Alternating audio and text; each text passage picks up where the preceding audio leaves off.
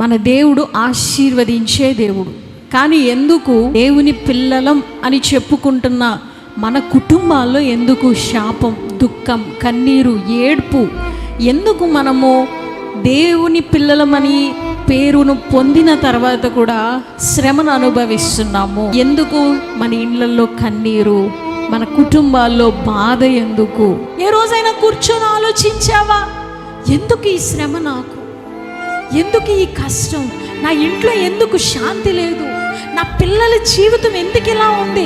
నేను ఏం పొరపాటు చేశాను? ఆయన మాట శ్రద్ధగా వినక ఏదో దేవుడికి ఇష్టం లేనిది నీ జీవితంలో ఉంచుకోవడం వల్ల ఈ శ్రమంతా అనుభవిస్తున్నావు. బయట మనుషులనే మాటలు నువ్వు నమ్ముతున్నావు, శ్రద్ధగా వింటున్నావు.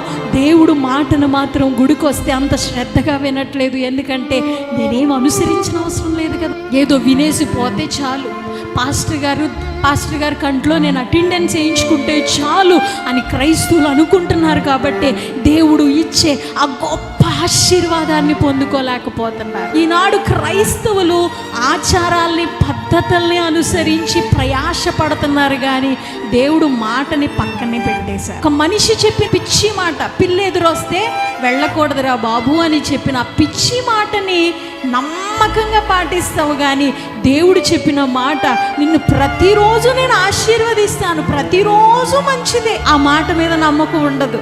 అందుకే సొంత నిర్ణయాలు ప్రతి చోట శ్రద్ధ చూపిస్తా. క్రైస్తవులు దేవుడు మాట శ్రద్ధగా వినట్లేదు. శ్రద్ధగా వినేవాళ్ళు ఏంటో తెలుసా? వాళ్ళు చెప్పింది నేను ఆచరించాలి అని వినేవాళ్ళు శ్రద్ధగా వినేవాళ్ళు. ఆ వాక్యానుసారంగానే కదా నువ్వు జీవించాలి, ఆ వాక్యానుసారంగానే కదా నీ కుటుంబాన్ని కట్టుకోవాలి. దేవుడు అన్నాడు, నేను పట్టణంలో ఆశీర్వదించేస్తాను, పొలంలో దీవించేస్తాను, నీ వ్యాపారాన్ని నేను దీవించేస్తాను. దేవుడు అన్నాడు, నీ గర్భఫలాన్ని నేను ఆశీర్వదించేస్తాను.